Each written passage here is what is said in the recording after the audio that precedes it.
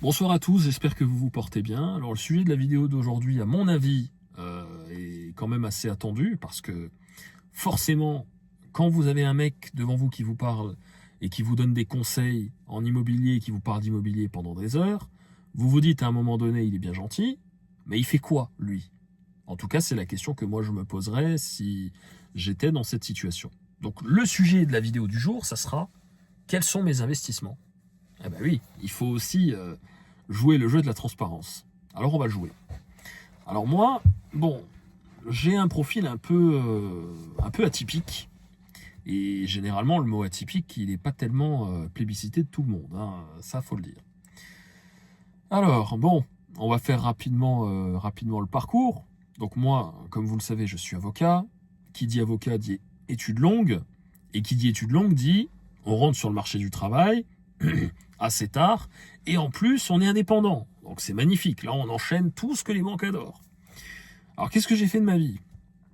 Donc j'ai fait des études, etc. J'ai passé mon bac, etc. Et en fait, à côté de mes études, j'ai toujours travaillé. J'avais toujours un petit boulot. Je faisais de la garde de gosses, je donnais des cours à des gosses, ou alors je bossais dans des magasins, style Super U, ou alors au fast-food, McDo, KFC, etc. Buffalo, enfin la totale. J'ai fait tous les boulots chiants qui existent. Hein. Comme ça, c'est clair. Et je les faisais à côté de mes études, donc comme ça, c'est magnifique. Et donc finalement, bon, j'arrivais toujours à mettre un petit peu de sous de côté, à gauche, à droite, pour pouvoir commencer à investir. Et mon petit déclic d'investisseur en herbe, je l'ai eu plus ou moins, je dirais, autour de 21 ans à peu près, je dirais. 21 ans, 21 ans, 22 ans, je dirais à peu près. Mais je n'ai pas eu le déclic que j'aurais souhaité avoir. C'est-à-dire que si aujourd'hui j'avais 18 ans, je ferais totalement différemment. Donc, mais bon, je me suis bien rattrapé, donc ça va. Pourquoi je dis ça? Parce que quand j'ai commencé et quand j'étais encore étudiant, comme je l'ai dit dans une précédente vidéo, il se trouve que j'ai acheté ma résidence principale avec ma compagne. Elle était en CDI, donc ça facilitait grandement les choses. Et moi, bah, j'étais encore étudiant, mais j'avais des sous à gauche à droite, des petits boulots que je faisais à côté des études. Résultat des courses, on s'est acheté un petit appartement qu'on a rénové, machin, etc. Tout ça c'est bien. Mais, problème, bah, ma capacité d'emprunt était totalement bouffée parce que la mienne était limite inexistante. Comme ça c'est clair.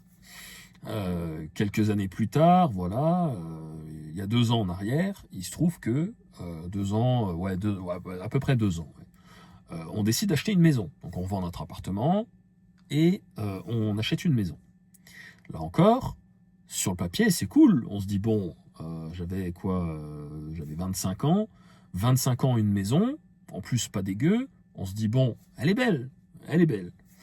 Mais moi, j'avais toujours cette frustration de me dire, putain, ma capacité d'emprunt, compliqué, quoi. Ça me faisait chier. Ça me faisait chier. J'étais content d'avoir ma maison. C'est cool, machin. Mais ça fait chier, quoi. Ça fait vraiment chier. Le problème, c'est que on n'est pas seul décideur. Et quand dans un couple, il y en a un seul des deux qui veut investir, ça complique les choses. Ça complique grandement les choses. Donc on est bien obligé de se démerder. Hein. Je pense pas être le seul dans dans cette situation, à mon avis. Hein. Donc je me suis dit, bon, j'ai quand même un bon salaire, on va trouver des solutions pour investir. Et j'en ai trouvé, c'est ça qui est beau. C'est ça qui est magnifique dans cette histoire. Et donc, qu'est-ce qui se passe? Moi, avocat, je gagnais quand même pas mal de sous parce que je bossais vraiment beaucoup. Et j'ai fini par avoir comme client un promoteur immobilier au Luxembourg, parce que je suis avocat au Luxembourg. Résultat des courses, moi j'ai eu l'exclusivité juridique, que j'ai toujours d'ailleurs, hein, de tous ces projets que lui fait au Luxembourg. Et je m'occupe de tout. Donc, j'ai noué de forts liens avec ce client, si bien qu'aujourd'hui c'est devenu un ami. Il se trouve que lui, promoteur au Luxembourg, il a régulièrement des opportunités de terrain qu'il arrive à attraper, comment dire, oui, en off-market, on va dire. C'est du off-market, mais c'est même plus que ça, parce qu'en fait, les promoteurs, leur boulot, c'est soit d'acheter un terrain et construire des immeubles, soit d'acheter une maison, de la démolir et de construire des immeubles. Grosso modo, c'est à peu près ça l'idée. Et il se trouve que du coup, dans ses projets, il avait récupéré un gros terrain qui n'était pas constructible au Luxembourg. Bon, pour les gens qui connaissent pas le marché luxembourgeois, faut vous dire un truc. Le studio le plus pourri au Luxembourg, dans les villes les plus pourries, c'est 300 000 euros et généralement, vous avez rien en dessous et il y a tout à refaire. Ça a peut-être un peu baissé maintenant, mais on est dans ces eaux-là. Hein. On est dans ces eaux-là. Donc, résultat des courses, c'est vraiment un pays très cher. Hein. C'est vraiment très très cher. L'immobilier est extrêmement cher dans ce pays-là. Et il se trouve que il a récupéré un gros terrain qui n'était pas constructible et il m'a permis d'en acquérir d'abord un, puis deux, puis finalement trois. Donc aujourd'hui, je suis propriétaire de 3 terrains au Luxembourg qui ne sont pas encore constructibles, mais qui sont en train de le devenir. Toutes les démarches urbanistiques sont en cours, etc. Bon, c'est beaucoup de boulot, etc. Mais c'est pas vraiment moi qui m'en occupe, en fait. Moi, j'ai posé des acomptes, j'ai mis de l'argent sur la table pour récupérer ces terrains. Et puis, au fur et à mesure, on trouvait des accords, c'est-à-dire que je faisais certaines prestations, on déduisait sur le prix, etc. Donc, je dispose de 3 terrains qui seront bientôt constructibles au Luxembourg, sans doute l'année prochaine ou l'année d'après. Et donc, c'est une réserve de valeur qui est extrêmement importante. En chiffres, c'est beaucoup d'argent, quoi. C'est beaucoup d'argent, mais bon, il faut voir un petit peu où est-ce que ça va aller. C'est-à-dire que le marché est quand même volatile, pas tant que ça non plus, mais il l'est quand même un petit peu. C'est-à-dire que ces terrains-là, ils seront, à mon avis, l'art dans cette commune-là est entre 100 et 130 000 euros. Donc c'est quand même très élevé. Et moi, j'ai 3 terrains au total. Donc j'ai un peu moins d'une dizaine d'arts au total de terrains. Donc forcément, c'est des projets qui sont intéressants. C'est pas encore constructible, donc pour l'instant, ça n'a pas cette valeur, mais ça a déjà une valeur intéressante qui est plus importante que le prix que j'ai mis moi-même dans les terrains. Donc je sais que déjà, c'est un actif très intéressant qui va me permettre de décupler mes investissements dans les années à venir. Donc déjà, de ce point de vue-là, je suis assez content. Parce que, voilà, moi, une fois que les terrains sont constructibles, j'aurai plus qu'à les revendre et derrière, à placer cet argent correctement en France. Parce que la problématique du marché luxembourgeois, c'est que les investissements ici sont pas rentables. Ici, vous avez un plafonnement des loyers à 5% du montant investi. Résultat des courses, vous ne pouvez pas faire vraiment beaucoup de choses intéressantes. C'est pour ça qu'au Luxembourg, il y a surtout un marché de la promotion et de la rénovation, en fait. Mais le marché locatif est pas terrible, quoi. Alors qu'en France, on peut faire du 10%, si assez facilement quand même, faut le dire. À un moment donné, quand on connaît les bonnes villes, et je parle pas d'aller investir à Roubaix ou je sais pas où, il y a des bonnes villes où on fait 10%. Assez facilement d'ailleurs quand même. Après, il faut choisir les bons trucs, mais ça, on fera des vidéos là-dessus pour expliquer ma stratégie à moi, comment je vais orienter tout ça. Et donc finalement, voilà, avec beaucoup de travail, etc., il se trouve que j'ai 3 terrains au Luxembourg. Ça, c'est cool. Sur le papier, c'est cool. Maintenant, c'est pas très concret. C'est-à-dire que, bon, les terrains, c'est bien, mais ça rentre pas de loyer, quoi. Donc, moi, j'ai envie de vraiment de développer vraiment une grosse foncière, vraiment avec énormément d'investissement. Et donc, finalement, il faut que je continue de chercher des opportunités. Il se trouve qu'il y a à peu près, je dirais, un mois et demi en arrière, je repère une SCI à la vente que j'ai trouvée via je ne sais plus quel site, mais c'est des sites d'annonces classiques. Il y avait une SCI à vendre pour 1 euro symbolique. Et en fait, c'était des gens qui partaient à la retraite, etc. Ils n'avaient plus envie de s'en occuper. Et donc, résultat des courses, je récupère cette SCI qu'on a signée là il y a quoi, 1 semaine, même pas. Et dans cette SCI, il y a un local avec un prêt à la banque, etc. Il se trouve que bon, voilà, le taux il est ridicule, mais le local en lui-même n'est pas très rentable. Il n'est pas loué actuellement, donc moi je vais devoir assumer le crédit pendant ce temps-là. Mais le local n'est pas très intéressant en soi. C'est un beau local, attention. Je vous ferai une vidéo dédiée, vous verrez, franchement il est très très beau. Pour les amateurs de belles pierres, de beaux trucs, etc., c'est vraiment un beau local. Mais moi, il ne m'intéresse pas ce local. Je vais le vendre. C'est simple. Je vais le vendre et il y a une plus-value à en retirer, de l'argent à en retirer que je vais réinvestir ailleurs. Et là, c'est pareil. Ma stratégie personnelle, je vous l'exposerai dans une autre vidéo. Mais là, on détaille vraiment les investissements, mes investissements propres. Et donc finalement, on fait un petit peu le bilan, c'est-à-dire qu'aujourd'hui, j'ai 27 ans, bientôt 28, dans quelques mois, et j'ai 3 terrains au Luxembourg, un local commercial qui appartient à une SCI que j'ai racheté, et une résidence principale sympathique. Voilà un petit peu le patrimoine. Bon, je trouve que je m'en sors plutôt bien, même s'il y a une très grosse part encore c'est pas que c'est pas concret, mais il y a une grosse part de brut déjà, faut le dire. Hein. Quand vous avez une maison que depuis 2 ans, bah, elle appartient encore beaucoup plus à la banque qu'à vous-même. Hein. Ça, c'est une réalité dont on ne peut s'extraire hein, aujourd'hui. Et à côté de ça, le fameux local, je vous expliquerai dans une prochaine vidéo, quand j'aurai réussi un petit peu ce que j'ai envie de faire, quelle est ma stratégie derrière tout ça, et vous comprendrez pourquoi je l'évoque pas tout de suite, parce que c'est très intéressant, mais j'ai pas envie d'avoir de soucis. Donc d'abord je vais le vendre, et après on s'intéressera à ce qu'il faut s'intéresser, et je vous expliquerai le petit mécanisme derrière qui est... C'est pas que c'est illégal, mais disons que c'est un petit peu amoral. Mais bon, je m'en tape quoi. Je m'en tape clairement. Mais je vous expliquerai ça dans une autre vidéo, parce qu'il faut que ça soit fait d'abord. J'ai pas envie de vendre la peau de l'ours avant de l'avoir tué. Et donc voilà. Et aujourd'hui, non seulement le produit de ce local va être réinvesti dans des projets que je suis en train de réfléchir, et je suis aussi en train de chercher d'autres projets en attendant. Il se trouve que je suis dans une situation où ma capacité d'emprunt risque de se débloquer bientôt.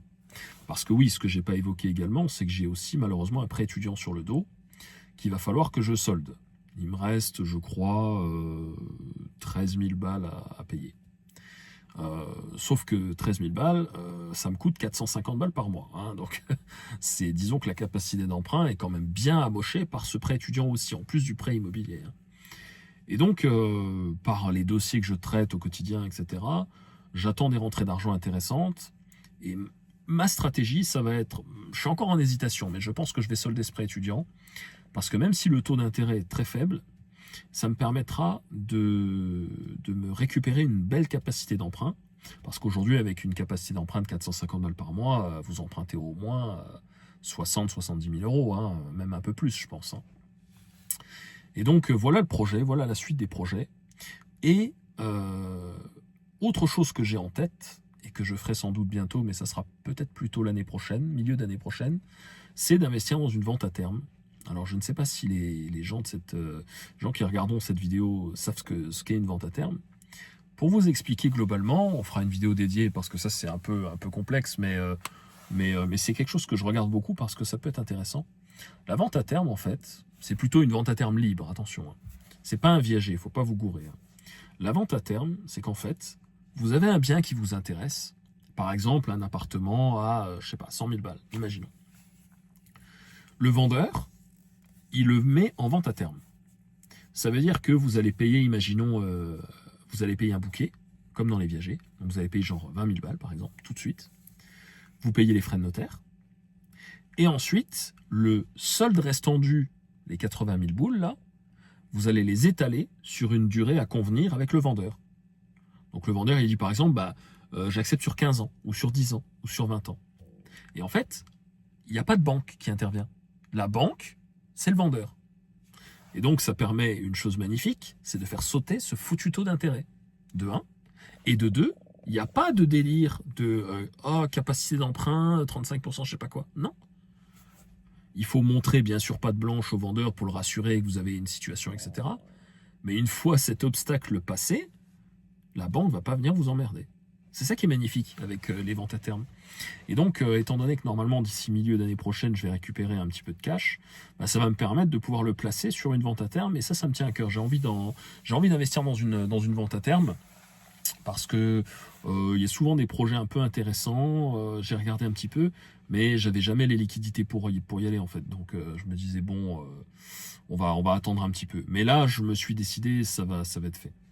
Donc voilà un petit peu un panorama de la situation, comme ça vous savez un petit peu.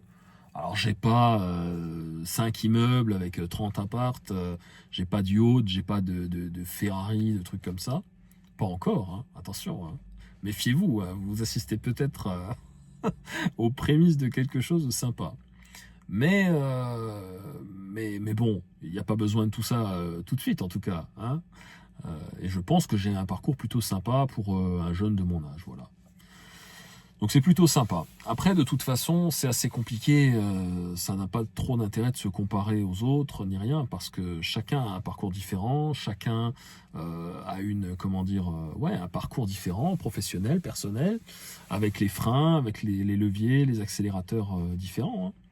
Donc voilà, hein, si vous êtes quelqu'un qui avait hérité par exemple, ou qui avait commencé à travailler très tôt, qui avait beaucoup d'épargne de côté très tôt, bah, vous avez peut-être un parcours différent, ça dépend des gens. Le plus important, comme j'ai dit dans une autre vidéo, c'est de passer à l'action. Il faut passer à l'action, donc il faut acheter. Acheter, acheter, acheter. C'est tout ce qu'il faut retenir de tout ça.